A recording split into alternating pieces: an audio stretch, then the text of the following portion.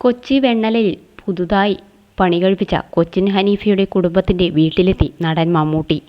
ഭാര്യ സുൽഫത്തിനൊപ്പമാണ് മമ്മൂട്ടി കഴിഞ്ഞ ദിവസം ഗൃഹപ്രവേശനം കഴിഞ്ഞ വീട്ടിലെത്തിയത്.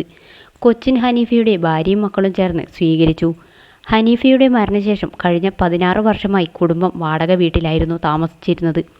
വെണ്ണലയിലെ അംബേദ്കർ റോഡിലാണ് കൊച്ചിൻ ഹനീഫാസ് AB മൻസിൽ എന്ന പേരിലുള്ള വീട്.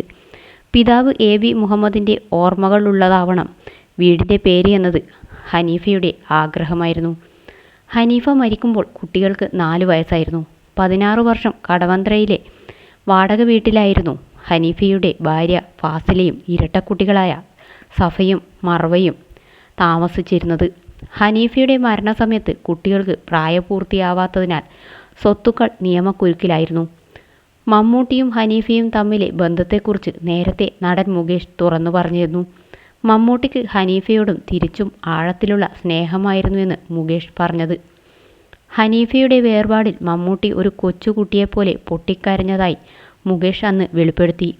2010 ഫെബ്രുവരിയിൽ 59-ാം വയസ്സിലാണ് കരൾ സംബന്ധമായ അസുഖങ്ങളെ തുടർന്ന് കൊച്ചി ഹനീഫ അന്തരിച്ചത്.